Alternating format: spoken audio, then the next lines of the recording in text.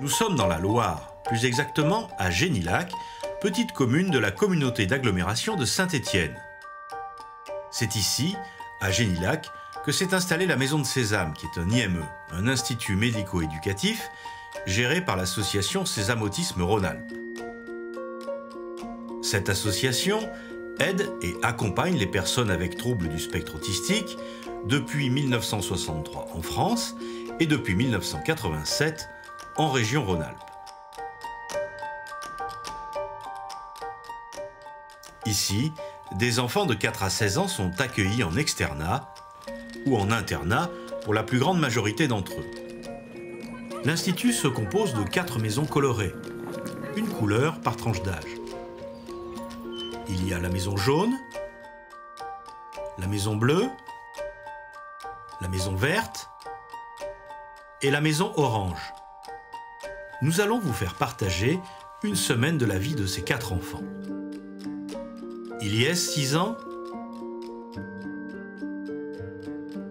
Le petit Lohan, 7 ans.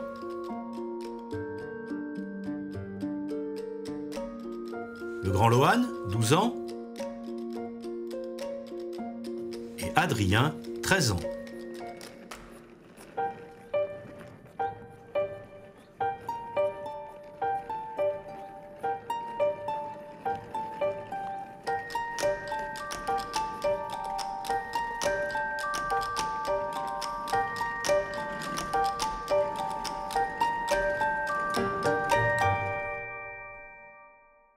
Ce documentaire est avant tout le partage d'une tranche de vie. Vous allez voir comment des professionnels de l'autisme exercent leur métier avec bienveillance et engagement dans des conditions parfois difficiles. Nous verrons comment chaque enfant est accompagné grâce à des outils innovants et adaptés à la singularité de chacun. Nous observerons comment ces méthodes visent à renforcer leurs liens familiaux et à mieux s'intégrer dans la société ordinaire. Ensemble, nous allons découvrir les programmes mis en place à la Maison de Sésame pour faire grandir ces enfants.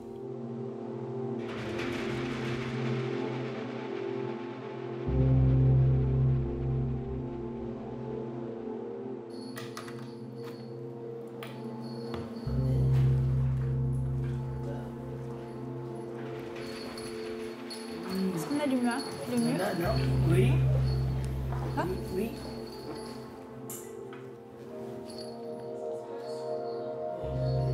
Qu'est-ce qui se passe? Les enfants porteurs de troubles du spectre autistique ont souvent besoin d'être apaisés. C'est le cas de Lohan, 12 ans, qui témoigne facilement de ses émotions. Ici, nous sommes dans la salle Snow-Hélène, un espace privilégié qui offre à l'enfant une sécurité psychocorporelle dont il a besoin. Dans ce lieu, c'est Laurie, la psychomotricienne, qui accompagne Lohan dans un programme qui s'appuie sur des outils de stimulation et d'exploration sensorielle, privilégiant la notion de bien-être relaxant. Physiquement, il a, on va dire, beaucoup de traits d'un enfant autiste, parce qu'il a tout ce qui va être flapping, il a tout ce qui va avoir au niveau du mouvement de la tête, il va basculer. Voilà, il est très stéréotypé par rapport à ça, mais à côté de ça, c'est pas un enfant dans sa bulle.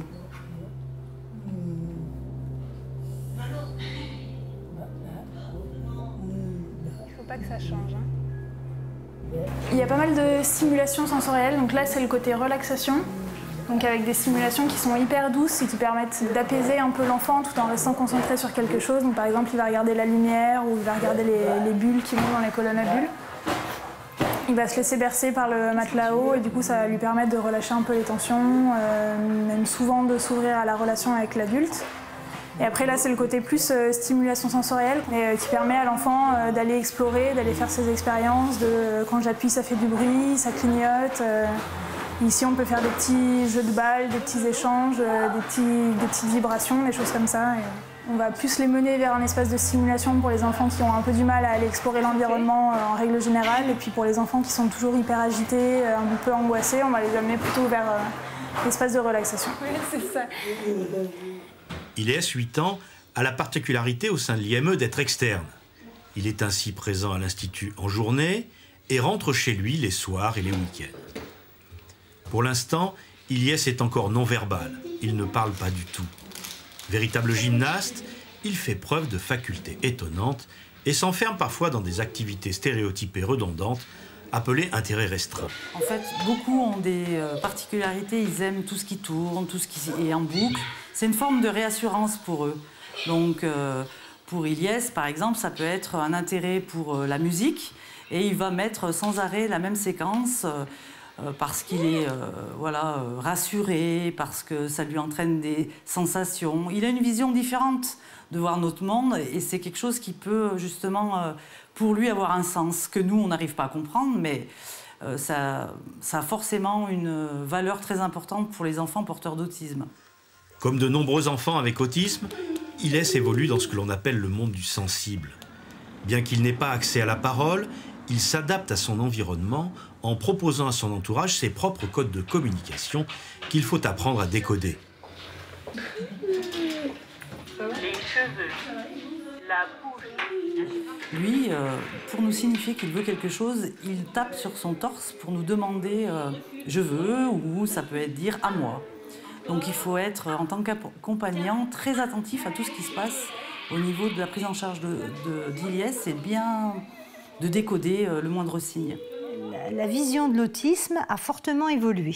On en parle beaucoup, on écrit beaucoup, on sait que l'autisme présente des formes très variées, l'intensité des troubles est très diverse, et qu'on peut trouver une personne avec autisme professeur d'université ou une personne avec autisme qui, hélas, ne va pas prononcer un mot, mais dont le regard va vous montrer qu'il y a quelqu'un là-dedans, comme disait Howard Button. Y a-t-il quelqu'un là-dedans? Eh bien oui, il y a quelqu'un là-dedans. Lohan, le plus petit, est arrivé il y a moins d'1 an à l'IME. Il progresse très vite et ne montre pas de difficulté à être en groupe. Avec lui, tous les espoirs sont permis. Mais en attendant, les éducateurs restent sur le qui-vive. Lohan, c'est un enfant qui est arrivé avec des gros troubles du comportement, où la communication était très compliquée, mais on s'est vite aperçu, dès les premiers jours, par exemple, on a essayé l'échange d'images, ça a très bien fonctionné pour du jus d'orange. C'est des petites choses comme ça, on s'est aperçu que, avec lui, il fallait proposer des outils, parce qu'il y a vraiment la communication fonctionnelle qui est défaillante chez lui et qui génère beaucoup de troubles. C'est un enfant qui sait ce qu'il veut, c'est un enfant qui sait où sont les choses. Il a accès au symbolique puisqu'il comprend très bien les dessins. C'est un enfant qui a plein d'intérêts. Il a plein de capacités. Aujourd'hui, grâce aux technologies de l'imagerie cérébrale, aux recherches médicales diverses et approfondies, on connaît mieux les troubles du spectre autistique, et surtout, sans connaître vraiment leurs origines, ça on n'en est absolument pas sûr, on dit de toute façon que c'est pas la mère, le père, enfin des troubles dus à l'environnement familial qui ont plongé l'enfant dans cette difficulté-là. On sait que c'est clairement le cerveau, sa structure et son fonctionnement qui est en cause. On est sans clé de compréhension. Souvent, ça engage vraiment la modestie, c'est-à-dire qu'il n'y a pas de vérité dans l'autisme. Une vérité aujourd'hui ne sera pas celle de demain. Voilà. Donc ça nous amène sans arrêt donc, à observer, évaluer, réévaluer, modifier nos stratégies. C'est un travail de titan. C'est pour ça d'ailleurs que je pense que les gens sont passionnés par ce boulot, parce que quand on découvre ce secteur de l'autisme, on est dans un autre mode de fonctionnement complet du cerveau humain. Adrien, 13 ans, participe avec engouement aux activités proposées par l'IME. Toutefois, ses importantes capacités cognitives ne lui permettent pas encore de s'intégrer pleinement en société. Car comme beaucoup d'enfants avec autisme, il est très vite gêné par une hypersensibilité au son et à la lumière. Il est très agité au niveau du sensoriel, donc souvent dans les séquences, on peut le voir avec des casques anti-bruit, qui sont des casques en fait qui ont une acoustique très particulière, c'est-à-dire qu'on peut entendre une personne parler, par contre des bruits très sourds, très lourds, sont filtrés par le casque. Et ça lui permet en tout cas d'entendre un petit peu la consigne et de ne pas être perturbé quand on va enchaîner des actions, ça ne va pas le perturber. Le problème dans cette activité-là, c'est qu'Adrien est tellement sensible au niveau auditif et puis parfois au niveau visuel que du coup, si on ne lui explique pas les choses en amont de façon très méthodique et très structurée, il aura du mal à s'inscrire dans l'activité et va être vraiment perturbé par les bruits notamment.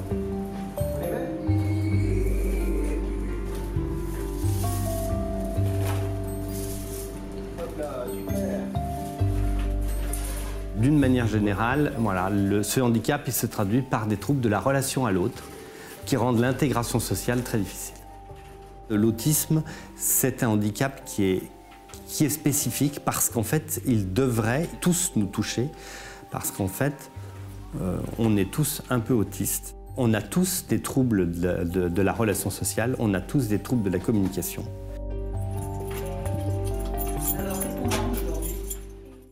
Je mets le ruban devant. Devant, Loane, regarde. Loane, là, devant.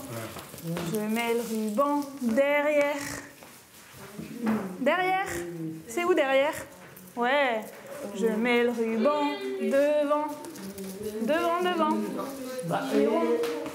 Je fais le tour de moi-même. On tourne.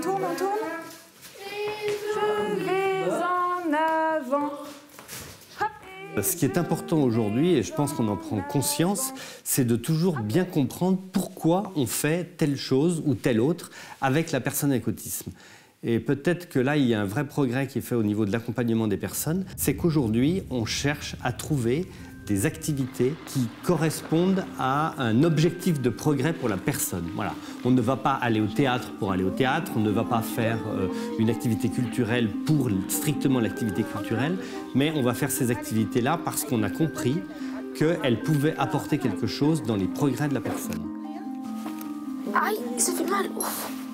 La communauté scientifique s'accorde à dire que l'équithérapie est une méthode de soins efficace pour les personnes avec autisme.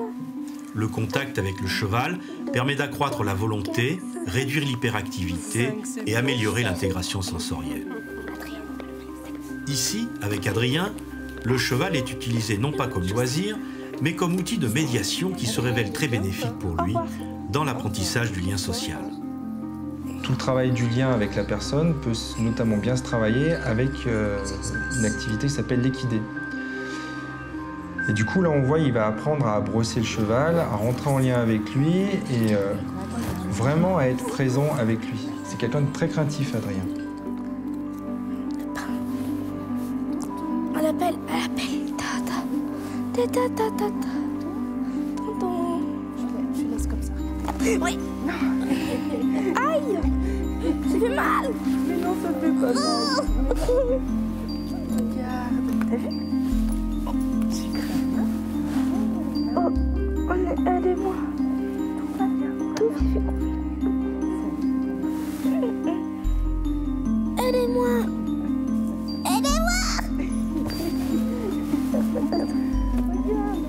Jusqu'à 10. Je suis là. 1, 2, 3, 4, 5, 6, 7, 8, 9, 10.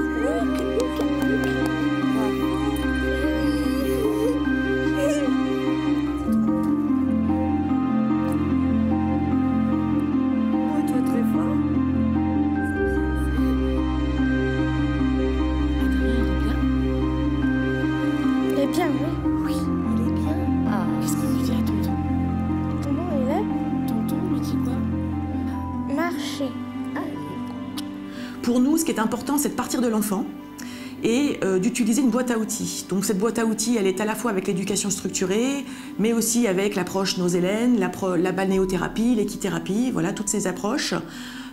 Et depuis donc 2 ans, nous avons pris le virage numérique.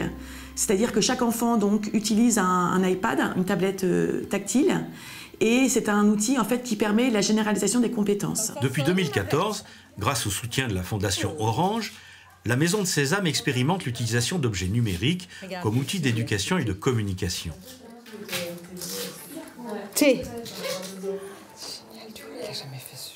À l'IME, chaque enfant possède sa propre tablette tactile, configurée spécialement pour lui, suivant son projet personnel individualisé. Les applications sur tablette sont classées suivant des corpus que l'on appelle aussi curriculum. Ilyes, il est dans le corpus 1. On sait qu'il y a encore des compétences à travailler au niveau du corpus 1. Dans son projet, il sera signalé qu'il est dans le corpus 1. Au niveau de l'iPad, corpus 1. Dans la communication augmentée avec cette application Talk Tablet, il aura l'application de corpus 1, c'est-à-dire je veux boire quelque chose de très simple. sachant qu'un autre enfant d'un corpus 4 aurait plus d'items. Et on a le corpus 1 avec travail sur la cause à effet, travail sur la trace écrite, travail sur la catégorisation simple. Bravo! Allez, hop, hop! Cet enfant qui ne parle pas encore, et on se rend compte de toutes les compétences qu'il a. Non. Françoise Infante, psychologue au sein de l'établissement, forme les éducateurs du centre à l'utilisation des nouveaux outils numériques. Grâce à ces formations, les professionnels sont en mesure d'apprendre aux enfants à transposer dans leur vraie vie les compétences acquises par le biais de ces tablettes. Est-ce qu'il y a de l'écolalie immédiate? Déjà ça, c'est la base du langage. Est-ce qu'ils sont capables de répéter un mot en immédiateté? Voilà. Mais du coup, mais non, mais parler c'est un truc global, Jennifer. Donc c'est intéressant ce que tu dis. Et ben voilà. Et tu verras que tous les enfants qui commencent, qui sont écolaliques, arrivent après à parler. Regarde ma bouche. Bateau. Bateau. Bateau. Oui. Chaussette. Regarde. Chaud. Bas.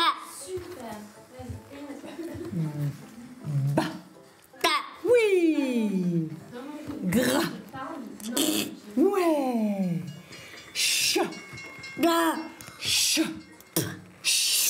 L'imitation, par exemple, c'est fondamental parce que quand on va vouloir travailler le langage, on va être dans ce qu'on appelle les praxies orobuccales. Et là, on apprend à parler en regardant la bouche de l'autre. Et si je ne sais pas faire ça, sauter sur place, je ne vais pas pouvoir faire pas, ma, ra, parce que ra, je ne peux le faire que si je vois la position de la bouche et de la langue. Pour dire clé, maintenant, aujourd'hui au mois de juin, il arrive à dire cr, alors qu'avant il ne pouvait pas le dire. Et ça demande un entraînement quotidien. À chaque fois qu'il demande quelque chose, qu'on comprend ce qu'il veut, essayer de lui proposer le schéma du mot et lui demander qu'il le répète. Alors pour l'instant, il ne va pas répéter le mot, mais en tout cas, il y a un son qui est associé à ce mot. La. Ouais, c'est difficile, le. Noix. Noix. Noix. Noix. Ouais. Il faut que je lui donne les moyens adaptés à son niveau, à ses besoins, pour moi pouvoir entrer en contact avec lui et pas lui demander de s'adapter à moi, mes possibilités. Voilà. Et l'outil numérique est formidable parce que le visuel, c'est quelque chose d'immédiat. J'aimerais que vous soyez vraiment acteur avec cet iPad. À partir de l'année prochaine, ça sera vraiment une partie du boulot, quoi. Il faut que vous... Je disais, hein, il faut que vous puissiez les mettre à jour, il faut que vous puissiez vous intéresser par rapport à un profil, que vous enleviez, que vous supprimiez ce qui ne va pas. Je veux boire de l'eau. À toi, Loan. Loan, je veux. Tu me dis je veux. Je. Alors. Non, là c'est. Donc, Loan, c'est un jeune enfant qui a de grosses difficultés au niveau du langage parce qu'au niveau des sons et au niveau de sa bouche, il a beaucoup de mal à ouvrir la bouche correctement pour sortir des sons et des mots dans une prononciation, on va dire, compréhensible pour tout le monde. Et on se rend bien compte que, justement, chez ces enfants-là, on a besoin de trouver des supports qui vont souvent être des supports de jeu pour les aider à passer à travers l'apprentissage. Tu écoutes, Loan? Calmement. Et calmement. Je veux. Je veux.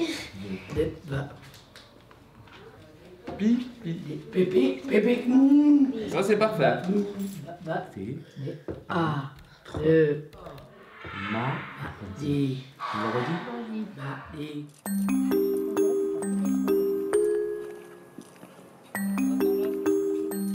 Au cours de leur semaine, les enfants pratiquent également des animations sensorimotrices adaptées, comme le judo ou la natation.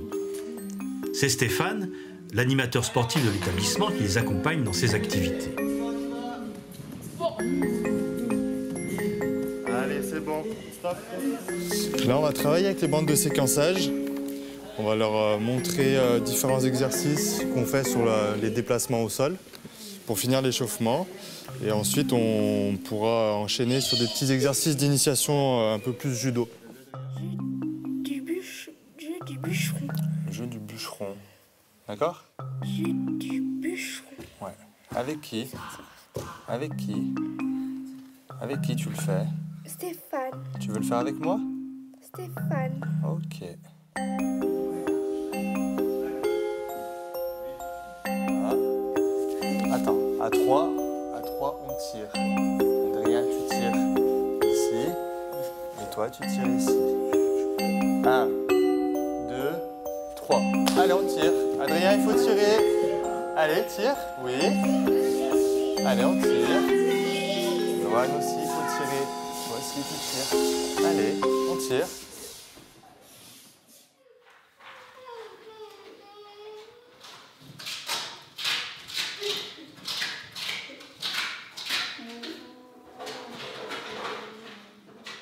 Une personne avec autisme doit être observée et écoutée pour comprendre ce qui l'anime.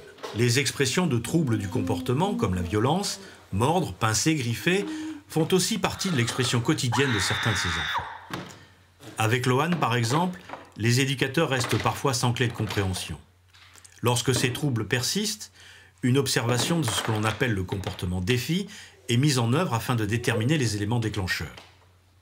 Cette évaluation mène à un protocole d'accompagnement éducatif.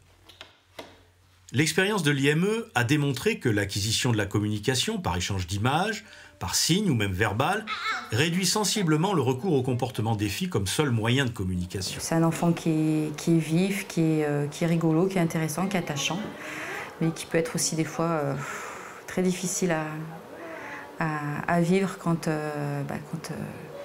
il exprime ses difficultés.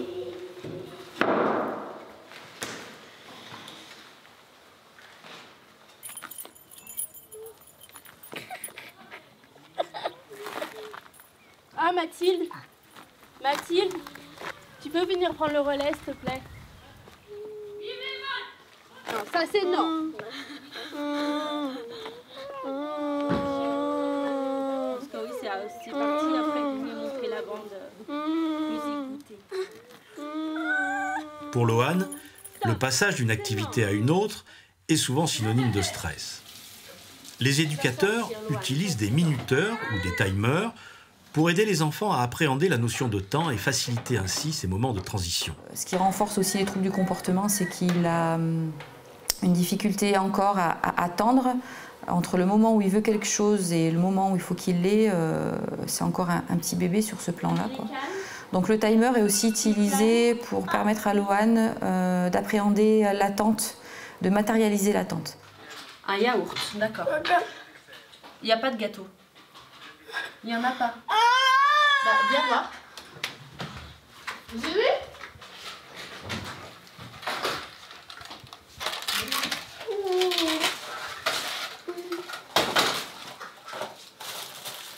Hop, il y a ça, si tu veux. Il y a les biscottes. Ah, pas de glace. La glace tout à l'heure. Au goûter, on finira les glaces. Bah, prends-le yaourt. C'est ce que tu as demandé. Après, oui. Après. Céline, enseignante détachée par l'Éducation nationale, accueille les enfants dans sa salle de classe.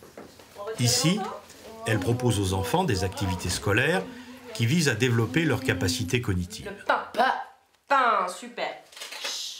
Chocolat. Chocolat. Regarde-moi. Bonbon. Chocolat. Donne-moi les bonbons. Les bonbons? Ah oui. Donne-moi la banane. Super.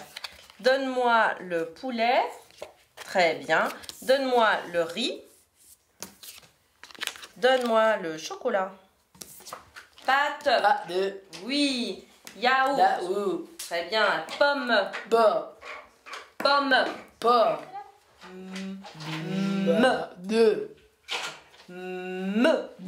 Bravo. On a la chance à l'IME d'avoir une institutrice spécialisée, une orthopédagogue, qui prend en charge les enfants Donc soit en individuel, soit en groupe, et pour faire travailler des compétences cognitives.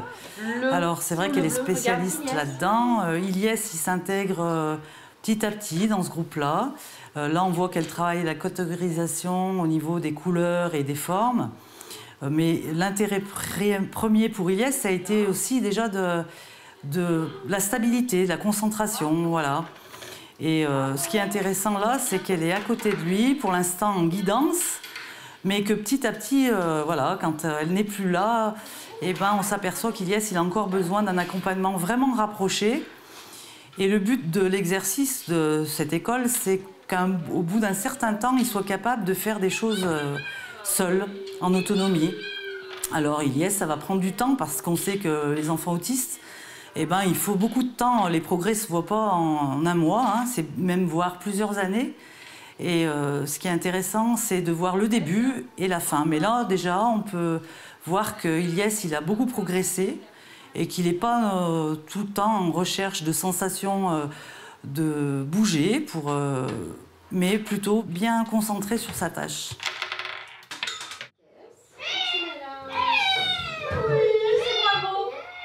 Du coup, l'objectif de l'école, c'est pas forcément des apprentissages cognitifs purs, mais c'est plus aussi travailler sur une certaine concentration, sur une mise en valeur des capacités. Et voilà, on peut voir que justement, Ilyes, il a encore du mal à rester seul en autonomie pour exécuter une tâche de travail, mais que petit à petit, avec de la patience et du travail, on va arriver à le stabiliser. Ce sont des enfants qui ont le droit d'arriver à la lecture, l'écriture, c'est ce qu'on souhaite pour eux. Lecture, écriture, calcul, voilà, ce qu'on apprend au CP.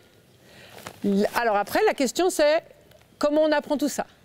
Quand on est enfant avec autisme, qu'on a été diagnostiqué souvent tard, qu'on n'a pas l'habitude de travailler à la table, sachant que les petits-enfants ordinaires, ils passent toute leur semaine à l'école.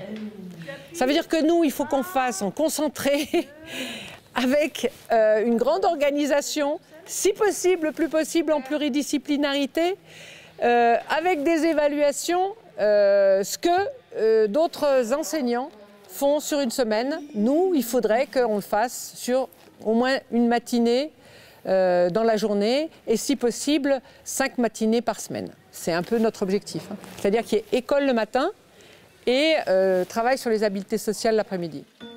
Regarde Adrien, Mathilde, elle arrive. Retour en pleine nature pour Adrien. Le mercredi, c'est maraîchage. Une occasion de plus pour se mettre en situation d'écoute et de respect d'une consigne. C'est sans compter son attrait particulier pour les animaux. Adrien, il était frustré lors de cette séance parce qu'il voulait donner à manger aux vaches et les vaches, elles restent en place, mais dès qu'il va vouloir donner aux vaches, soit elles reculent, soit elles ne font rien, c'est-à-dire qu'elles n'ouvrent pas la bouche et tout. Et du coup, quand Adrien est frustré, il va se mettre à sauter, il va se mettre à essayer de se mordre au niveau du pouce, là, du début du pouce. Et du coup, il a d'ailleurs de la cale. Et ça, c'est un signe de frustration ou de mécontentement chez lui. C'est-à-dire qu'il a voulu agir sur son environnement, et ben finalement, l'environnement n'a pas agi comme lui voulait. Donc du coup, c'est énervant, c'est frustrant. C'est comme ça qu'il nous le manifeste. Et du coup, comme ça ne marche pas, il prend l'herbe, il va l'acheter plutôt que de la donner. Là, il n'a pas un comportement adapté. Parce que du coup, il jette l'herbe vers la vache a peur, la vache recule. Donc. Et là, par contre, il voit que quand il est à distance, la vache va manger en fait l'herbe qu'il a jetée. Et là, les allers-retours avec les espèces de sauts en balançant les bras, c'est une façon aussi pour lui de dire ce que j'ai fait, ça a amené quelque chose. En tout cas, là, il est content. Il y a une différence quand Adrien n'est pas content et quand il est content, c'est quand il est énervé, il va commencer à se mordre en faisant ces espèces de balancements, tout ça. Et quand il est plutôt content, il peut aussi manifester les sauts, les espèces de balancements de bras, mais il ne va pas se mordre. On sent que c'est de l'émotion et l'émotionnel, c'est difficile à gérer, en tout cas pour les personnes autistes, c'est pas simple. Et ce qui est intéressant aussi, c'est pas forcément de le forcer à faire ce qu'on lui demande. C'est-à-dire que Adrien, souvent, il a besoin d'un temps où il va approcher les vaches, dans ce cas-là, et où il va pouvoir revenir ensuite pour travailler. Parce que si on va le solliciter, le sursolliciter au niveau parole et même au niveau des consignes, ça va faire l'effet inverse, c'est-à-dire qu'il va complètement se bloquer et là on ne pourra plus le ramener dans l'activité et lui demander d'acquérir certaines compétences. pour son autonomie. Donc du coup, il faut aussi jongler entre ce que lui peut nous montrer et ce que nous, vers où on veut le tendre. C'est-à-dire vers ses compétences, vers ses capacités, il faut les développer. Et comment nous, on arrive à jongler entre ces deux sphères, entre ce que lui veut nous faire voir et ce que nous, là où on veut l'amener, à réaliser des choses pour son autonomie. Ces enfants pourront-ils un jour être autonomes? Comment faire en sorte de les rendre le moins dépendants possible de l'adulte? Une des réponses à ces questions est l'utilisation des techniques de renforcement. Celle-ci consiste à favoriser les comportements positifs de l'enfant en associant à ses attitudes un stimulus agréable appelé renforçateur. Avec Loane, les éducateurs utilisent un contrat visuel visant à organiser la technique de renforcement. Dans le contrat visuel, en fait, après ces 4 bouchées, donc à chaque fois qu'il mange une bouchée, il a un smiley, donc ça veut dire que c'est bien. Et quand il aura ces 4 smileys, il pourra manger sa viande. Donc la viande, là, fait office de renforçateur. Donc on utilise, en fonction des repas, soit on utilise un renforçateur qui est défini avant. Si dans le menu, on ne peut pas utiliser les aliments du menu comme renforçateur. Par exemple, pour d'autres enfants, ça peut être des légumes, des concombres, une carotte crue. Pour d'autres enfants, ça peut être l'utilisation d'un iPad, par exemple. Jouer avec l'iPad. Oui, Loane. En ce qui concerne Ilyes, c'est un enfant, au départ, quand il est arrivé, il mangeait rien du tout. Déjà, il restait pas à table. Donc nous sommes servis vraiment de quelque chose qu'il aimait vraiment, encore comme renforçateur, c'était le pain. Donc entre chaque plat, on essayait de lui faire goûter, sans force bien sûr. S'il arrivait à mettre dans sa bouche un petit morceau, on lui donnait, on renforçait le comportement positif avec un bout de pain. Et puis on s'aperçoit qu'Ilyes, il est quand même très avide de choses qu'il aime. Et quand c'est le cas, il faut lui dire de manger doucement, car il a tendance à pas mâcher, mais à avaler la nourriture. La plus grosse difficulté des personnes avec autisme, c'est de ne pas arriver à demander. Même s'ils savent parler, ils ont du mal à demander. Joseph Chovanec, autiste Asperger, nous explique toujours que, par exemple, lui, sa plus grande difficulté, c'est d'aller chercher du pain. Parce qu'il va demander, il sait, je voudrais une baguette pas trop cuite, s'il vous plaît. Et si on lui dit, il n'y en a plus, il va falloir attendre parce que la fournée est en cours, il va être tout perdu. Alors que c'est quelqu'un qui parle plusieurs langues, qui a des études, qui est bac plus, je ne sais pas combien. Et voilà, c'est quelqu'un qui a une intelligence qui est importante, mais qui ne va pas pouvoir demander. Qu'est-ce que tu veux? Je veux du manger poisson. Je veux manger du poisson. Et après, tu as le choix du poisson pané ou des carrés de poisson. Des carrés de poisson en sauce. Il n'y a plus de bruit. Pas besoin de mettre la main sur l'oreille. Pousse avec le tour, Adrien. Regarde, fais comme moi. Merci. Voilà.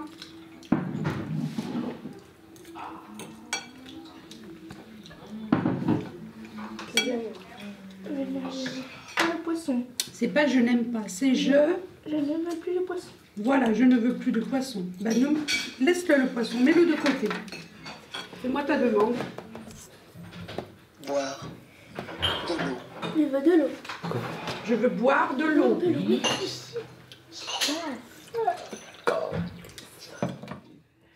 C'est pas gênant qu'il ait toujours besoin de son iPad. Notre objectif, c'est pas de un jour pouvoir leur enlever leur iPad. Notre objectif, c'est pas non plus qu'ils parlent comme des livres, c'est qu'ils sachent communiquer. Regarde, là, tu peux faire ta demande. Je veux manger de la mousse aux fruits. À l'IME, on a des menus qui sont... c'est un menu unique, donc c'est aussi une difficulté pour nous parfois. On est confronté à ce menu unique et on a quelques marges de manœuvre, mais parfois peu.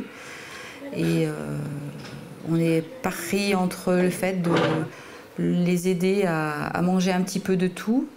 On est aussi confronté à leurs grosses difficultés qui parfois sont tellement importantes qu'on s'aperçoit que ce qui est proposé n'est pas du tout adapté, quoi.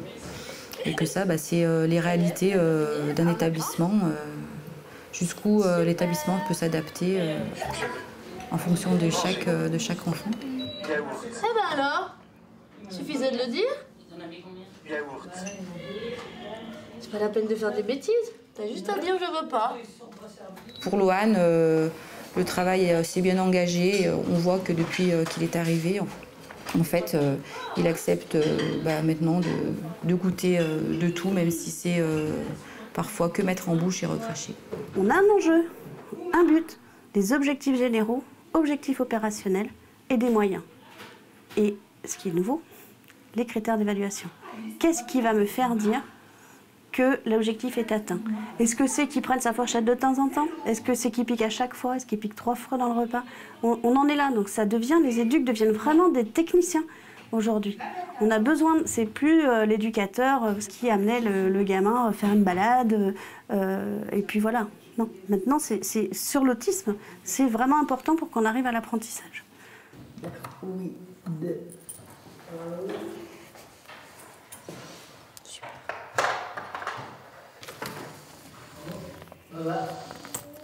Il va où l'aigle? Tu le poses où? Tu le poses où? Très bien. Comme son nom l'indique, le travail sur table consiste en une série d'exercices sur table qui invitent l'enfant à se concentrer sur un module pendant un temps donné. Donc on a les espaces où ils vont travailler de gauche à droite. Ils vont prendre ici, travailler là et poser à droite. Parce que dans leur cerveau, comme il est visuel, ils ont des images. Donc nous, on va s'appuyer sur ce qu'ils ont déjà dans leur cerveau. C'est pas qu'on invente quelque chose, c'est qu'on va chercher ce qu'ils ont déjà, leurs besoins. Et cet environnement-là, bien précis, va pouvoir leur permettre d'apprendre. Papa. Bouche. Papa. Bouche. Non. Tu dis père. Louche. Longtemps, on a cru que les autistes ne voulaient pas. Aujourd'hui, on sait qu'ils ne savent pas. Pourquoi? Parce qu'ils nous le disent après. Parce que, heureusement, il y en a qui arrivent à communiquer verbalement après. Une fois par semaine, Ilyes pratique la gymnastique en groupe et en présence de ses parents qui en profitent pour partager avec lui des moments rares de complicité. C'est un enfant que justement, ses forces, c'est le corps, c'est tout ce qui est mobilité, il est très à l'aise. Et l'objectif de la gym, c'est faire prendre conscience de son corps, mais c'est aussi le socialiser par rapport aux autres. Et ce qui était important, c'est voilà, qu'il ne fasse pas que du sport en individuel à l'IME, mais qu'il soit aussi dans un club pour partager d'autres choses avec d'autres enfants dans le milieu ordinaire et de s'adapter à l'environnement. On sait aussi que, par exemple, le toucher, ça peut être difficile parce que certains sont hyposensibles ou hypersensibles. Ilyes, il représente à un moment donné le toucher comme quelque chose peut-être d'intrusif. Les membres, les pieds et les mains, pour lui, c'est quelque chose, quand il n'a pas décidé, qui est peut-être insupportable. Donc ce qui est important aussi à ce moment-là avec la famille, c'est de créer un lien supplémentaire et de voir leur enfant avec leurs forces et pas seulement que les faiblesses ou des choses où ils ne sont pas à l'aise. Et c'est revalorisant pour Ilyes et pour sa famille aussi. Là, déjà, j'ai énormément culpabilisé. J'ai quand même porté 9 mois dans mon ventre. Je me suis dit, qu'est-ce que j'ai fait? Je fume pas, je bois pas. Qu'est-ce qui a fait pour qu'il soit comme ça? Et je m'en suis rendue malade. J'ai fait une grave dépression. Et après, les médecins m'ont rassurée en me disant que ça n'avait rien à voir avec moi, que c'était une naissance sûre, je ne sais pas combien, que c'était comme ça. Donc, au début, on croyait que c'était génétique, mais on a fait les examens et il n'a rien. Au niveau du cerveau non plus, il n'est pas atteint. Il n'a pas d'autres symptômes que l'autisme, donc. Allez, encore, non, les deux pieds.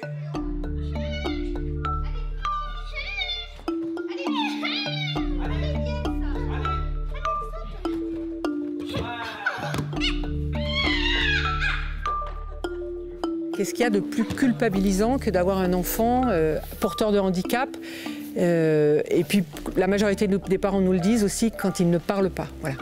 Mais moi, ce qui m'embête le plus, c'est pas qu'il est autiste, enfin, qu'il ait ces troubles-là, parce que bon, il fait quand même pas mal de, comment on dit, le flapping. C'est pas ça qui me dérange. Moi, le plus ce qui me dérange, c'est la parole. Qui parle pas, ça me... C'est trop dur, ça. C'est très, très dur. Même malgré qu'il ne parle pas et puis qu'il me montre que voilà, il me fait des bisous, je veux un gâteau, maintenant il commence à pointer du doigt, mais je veux entendre sa voix. C'est ça qui est le...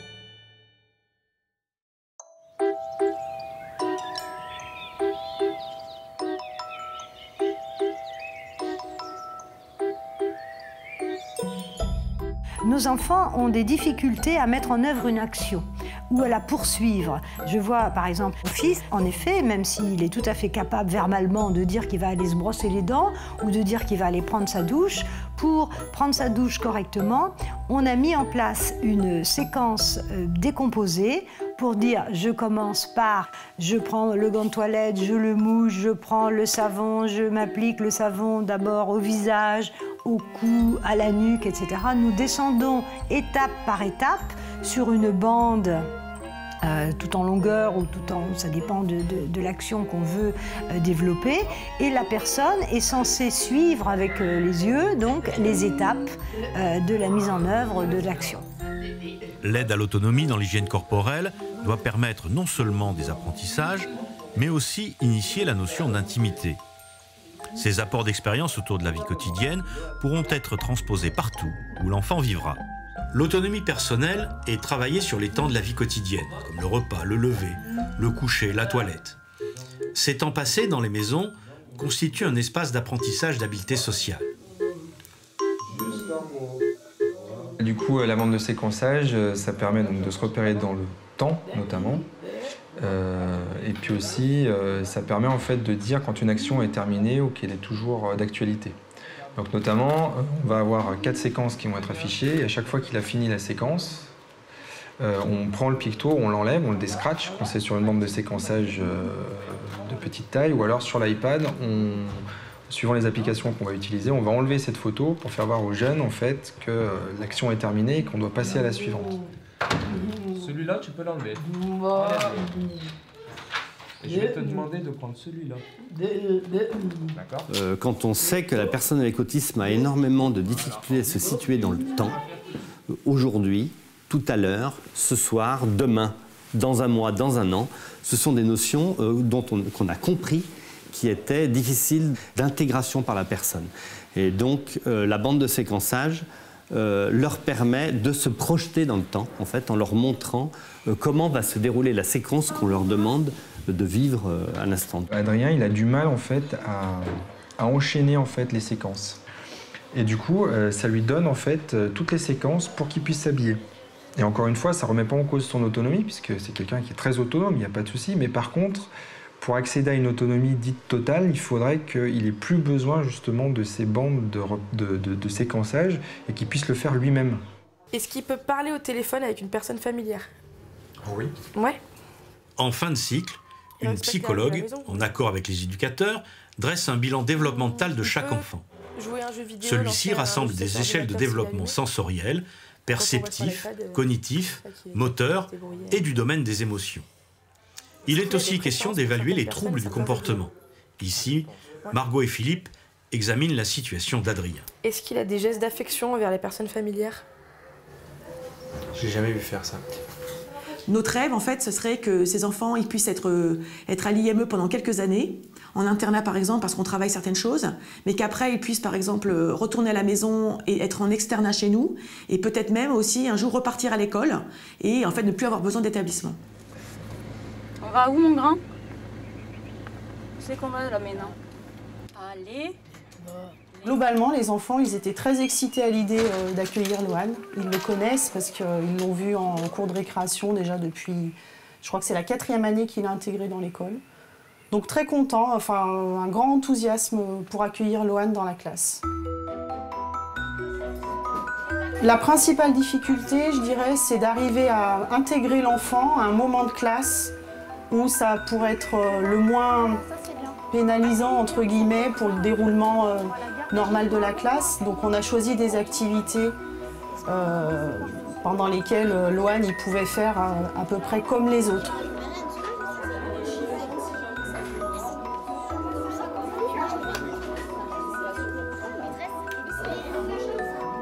Donc il participe aux activités d'art plastique avec le reste de la classe.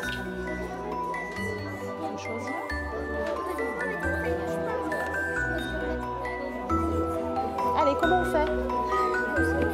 Allez, très penché. Ah non, c'est toi qui tiens. Fort. Attends 2 minutes.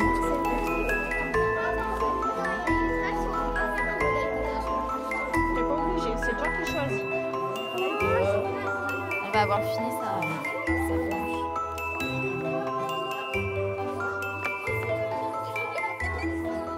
On a un très bon contact avec l'IME, donc là, je dirais globalement, on sait à quoi s'attendre. Il nous explique bien. Loane était déjà intégrée, donc moi j'en ai déjà entendu parler par mes collègues, je savais que ça se passait très bien, donc j'avais voilà, une petite appréhension, mais pas tellement finalement. Pendant le temps de classe, finalement, Loane il travaille avec son éducatrice et avec l'aide des autres enfants. Tu te rappelles la mosaïque? Oui. Tu vas faire pareil avec ça, ici. Pas le bonhomme. Non, tu vas pas faire un bonhomme. Tu vas décorer pour papa et maman avec la mosaïque. J'ai remarqué aussi que dans la classe, parfois, le moment où il y avait Loane, eh ben, on avait d'autres enfants qui d'habitude sont plutôt en conflit, ils vont oublier ça.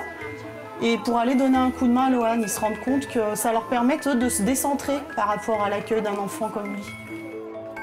Ça apporte plein de choses à nos élèves, ça les ouvre à la différence, ça les ouvre qu'est-ce que c'est que l'autisme. Je crois que les enfants autistes ont été longtemps un peu mis à l'écart, etc., intégrés dans des structures spécialisées. Je pense que c'est vraiment important pour le regard de ces futurs adultes, le regard qu'ils portent sur la différence et sur le handicap. Donc c'est vraiment une ouverture d'esprit pour eux qui est très très importante à nos yeux. Nos enfants, longtemps, ont été écartés de l'école parce qu'ils avaient des troubles du comportement qui faisaient que les instituteurs ne pouvaient pas en venir à bout.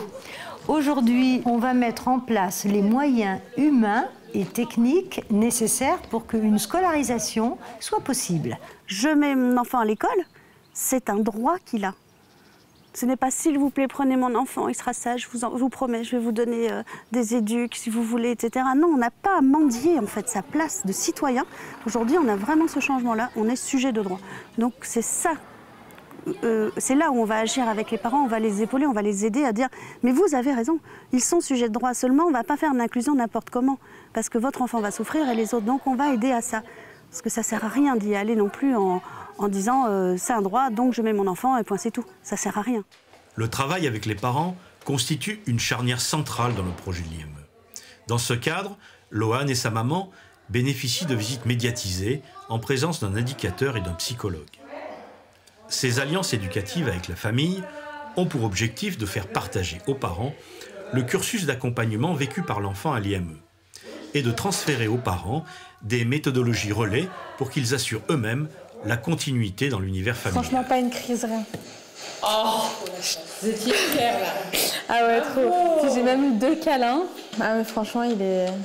Là, ça fait 2 visites, c'est génial, quoi. C'est vrai qu'au début, quand Loane est arrivée, les visites médiatisées étaient assez compliquées. Beaucoup de crises, beaucoup d'incompréhension de la part de la maman, avec un faire ensemble qui était très difficile. Et la casquette. Oui. Là. Oui, vas-y, c'est ça. Non, non, mais c'est ça. Regarde. Non, là. Regarde. Voilà. Bah moi, c'est mon premier, donc pour moi, il est normal, je veux dire, entre guillemets. Mais peut-être que si j'en aurais eu un autre avant, ça serait différent. Mais ouais. Non, il est comme il est. Il a fait des progrès de fou. C'est impressionnant. J'aurais jamais pensé qu'il puisse faire tout ça. Ça fait 3 fois là que je vais en séance et franchement, je suis contente pour lui parce que c'est important, quoi. C'est pas parce qu'il est différent qu'il n'a pas le droit d'avoir une éducation.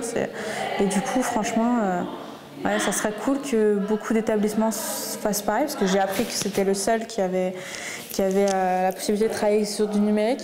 Et franchement, c'est juste formidable, quoi. Sincèrement, je n'étais pas pour au début. Hein. Je n'y croyais pas trop, je sais du bon. Mais franchement, c'est génial. Allez dehors. Ah oui, bah tu vas y aller, oui.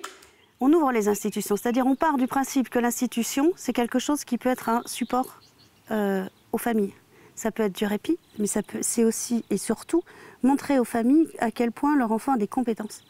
Et croire avec eux, construire avec eux, et puis ouvrir sur l'école, sur les loisirs, sur toute la cité en fait.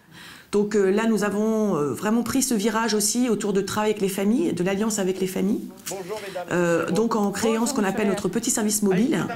Donc l'idée, c'est de partir des besoins des parents et de pouvoir proposer soit un travail à domicile, soit un travail dans le quartier de l'enfant. Et aussi en utilisant la tablette tactile, qui est un super fil conducteur, voilà, qui suit tout le parcours de l'enfant.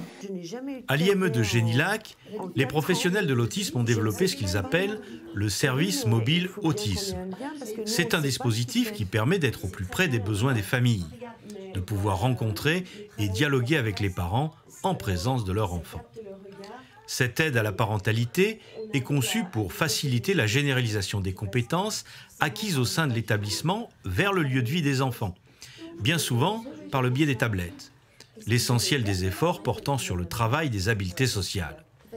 La famille, c'est l'acteur majeur de l'accompagnement de la personne et les professionnels, les structures d'accompagnement sont là justement pour les accompagner, pour soutenir sur la durée et permettre véritablement à la personne de progresser. L'accompagnement d'un enfant avec autisme demande une vraie technicité, des vrais outils, et on a certaines familles qui peuvent être en difficulté. Donc nous devons travailler et nous adapter à chaque famille. Et ça, pour l'instant, je dirais que nous sommes encore qu'au début. Nous avons peut-être un peu trop longtemps travaillé, nous, 5 jours avec l'enfant à l'IME, et après cliver un petit peu ce qui se passait avec la famille. Et ça, c'est plus du tout acceptable. Il faut vraiment qu'on change notre façon de travailler. Et les IME qui ont maintenant une trentaine d'années doivent vraiment prendre ce virage. C'est pire que viscéral, c'est encore plus fort. Vous ne pouvez pas savoir. Vous pouvez pas savoir.